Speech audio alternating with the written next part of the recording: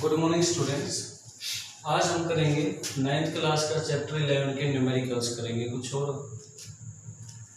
तो फर्स्ट है आपका certain force acting on a body of mass 20 kilogram, यानी मास ऑफ बॉडी कितना हो गया आपका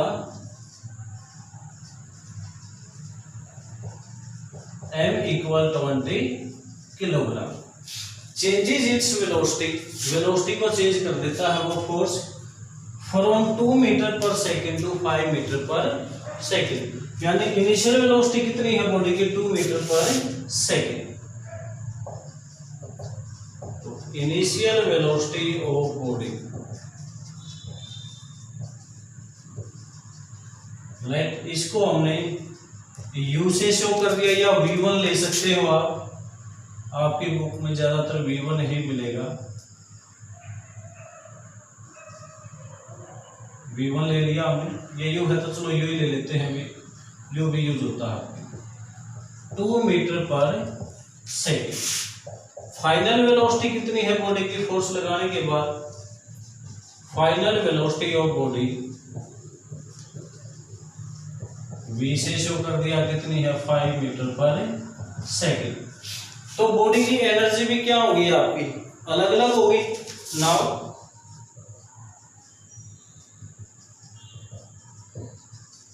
initial kinetic energy of body,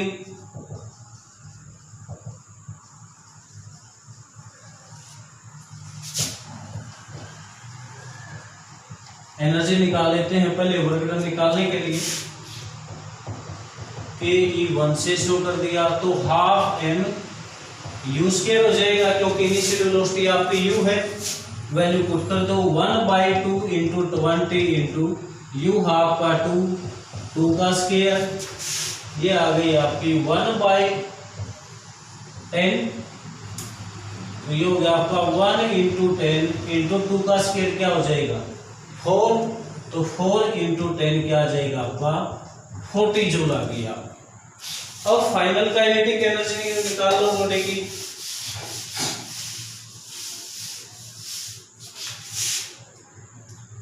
also final kinetic energy of body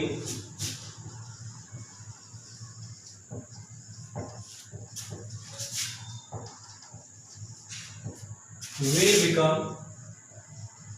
final क्या हो जाएगी आपकी ke2 से शो कर देते हैं 1/2 m इंटू वी स्क्वायर, यानी 1/2 इंटू m हाफ का 20 किलोग्राम और v हाफ की 5 मीटर पर सेकेंड स्क्वायर, तो 5 का स्क्वायर, 2 से 20 कैंसिल, आपका 10 आ गया यहाँ पे। तो 1 इंटू 10 5 का स्क्वायर आपका 25, तो ये आ गया आपका 250 joule.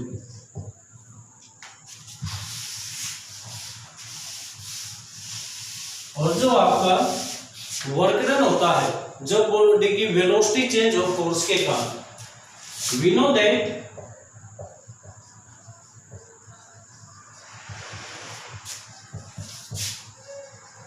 Work done by force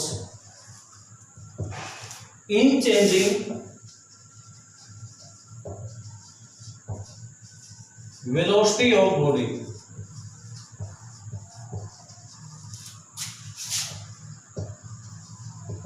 is given by,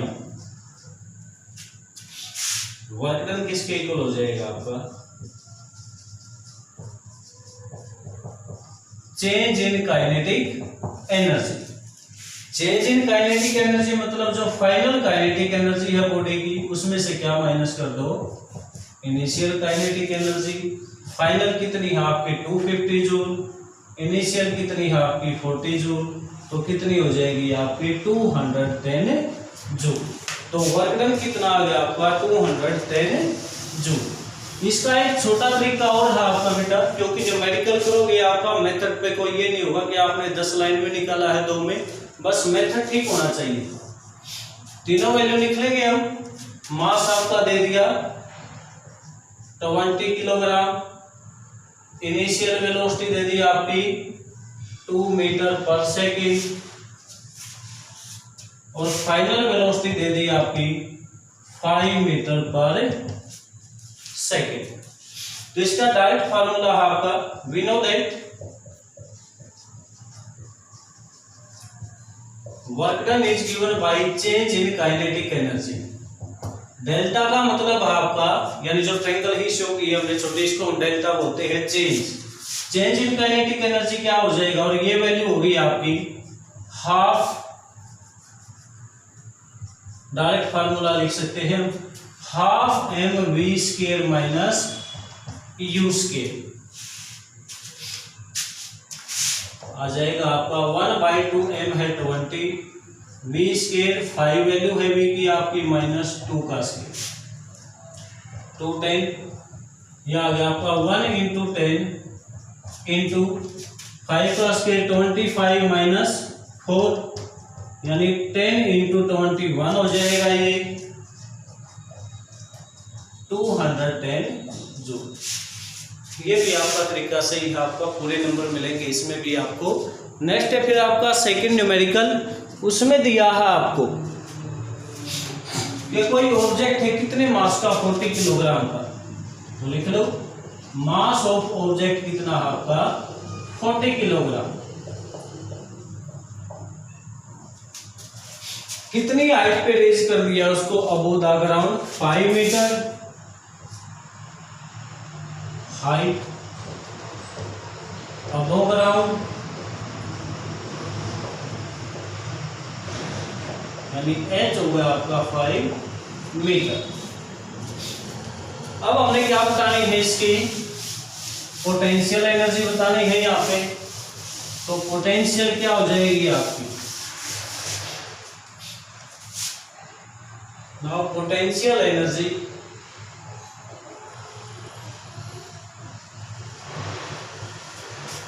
of body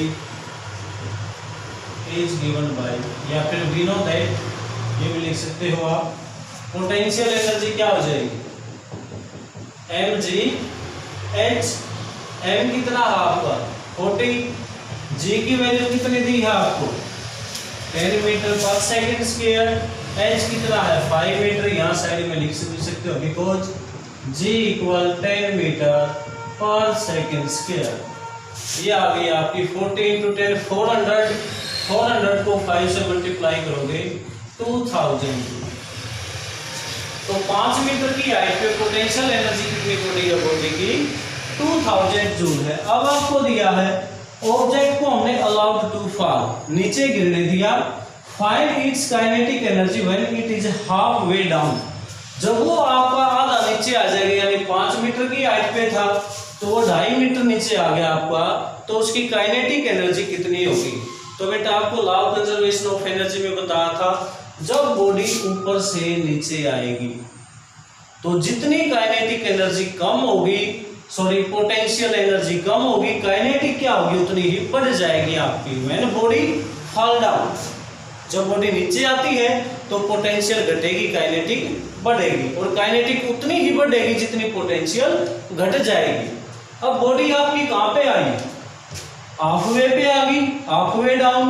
half way पे आने के बाद पोटेंशियल एनर्जी भी कितनी हो जाएगी, आधी हो जाएगी, क्योंकि हाइट आधी होगी, वहां पे पोटेंशियल एनर्जी आधी होगी, तो बाकी की जो आधी पोटेंशियल है यानी 1000 जूल हो जाएगी। तो कितनी पोटेंशियल एनर्जी कम होगी 1000 जूल, तो वो किस में बदल जाएगी आपकी kinetic energy. You know that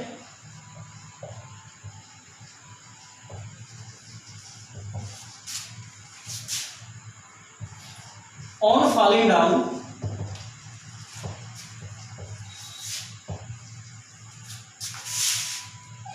the potential energy of body decreases, then kinetic energy of body increases by same amount.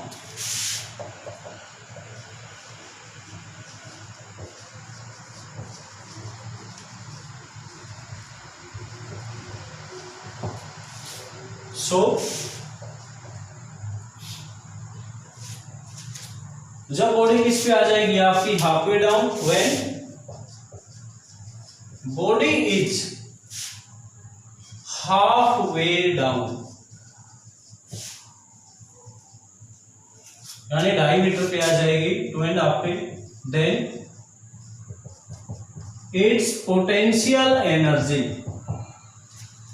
Becomes half,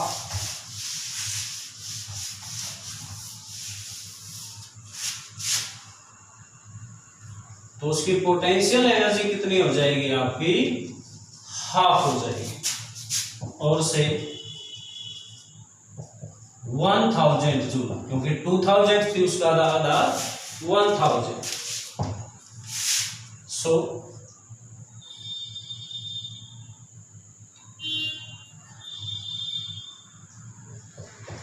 potential energy decreases bye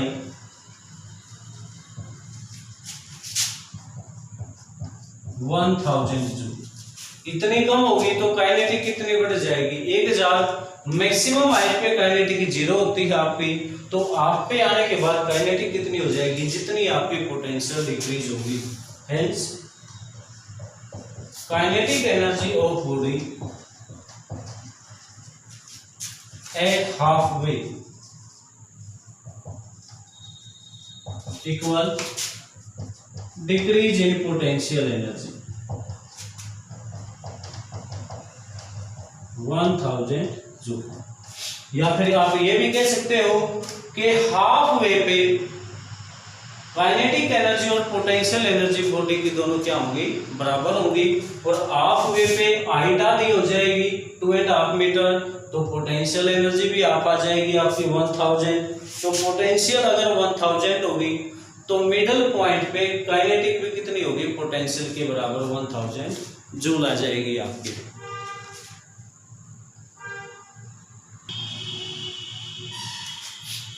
तो नेक्स्ट दिया आपको numerical, a certain house hold consumes 250 unit. कितनी unit consume कर रहा है कोई house hold, यानी घर में जो मशीन यूज करते हैं बिजली की कोई भी उपकरण, 250 यूनिट एनर्जी की एक मंथ में। How much energy is this in joule, joule में वो कितनी एनर्जी होगी, तो लिखो आप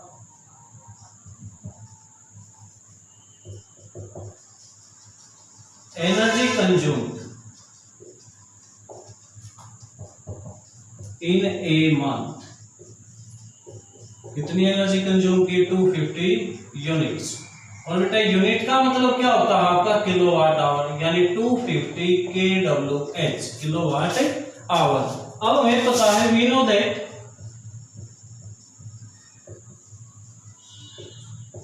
1 किलोवाट आवर आपका कितने जूल के बराबर होता है, 3.6 इंटू 10⁻6 जूल। 1 किलोवाट आवर कितना होगा आपका, 3.6 इंटू 10⁻6 जूल। तो ये वैल्यू यहां पुट कर दो। Therefore energy consume in joule will be, ए कितना हो जाएगा आपका, ये यहां से शो कर देते हैं, 250 इंटू kWh की जगह क्या आ जाएगा आपका, 3.6 इंटू 10⁻6 जूल। मल्टीप्लाई कर लो इनको आप, ये आ जाएगा आपका 900 इंटू 10⁻6 जूल, यानी आपका 9 इंटू 10⁻6 जूल, 9 इंटू 10⁻2, ये 6 ये पावर ऐड हो जाएगी 10⁻8 जूल। तो इतनी वैल्यू आ जाएगी यहाँ।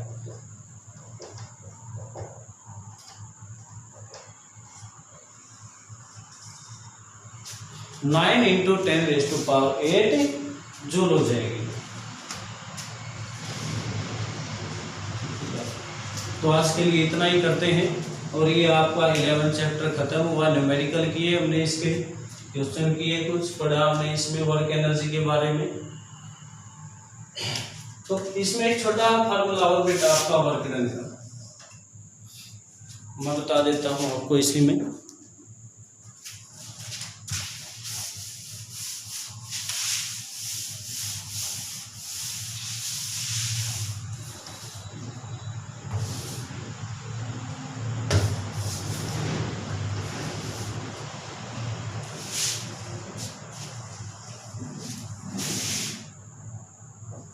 When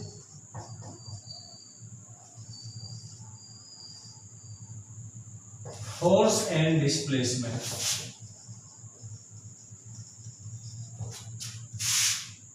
are at angle theta, then work done is given by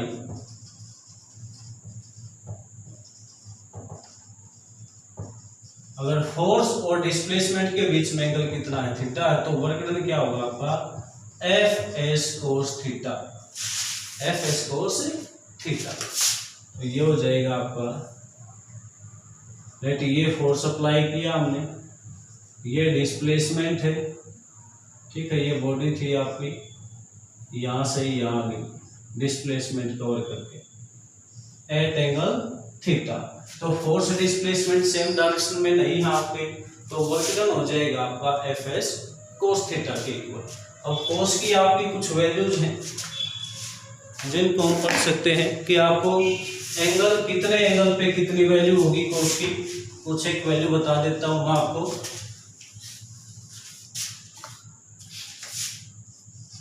cos आपका 0 डिग्री पे कितना होगा 1 होगा, कोस 30 डिग्री पे होगा आपका √3/2, कोस 45 डिग्री पे होगा आपका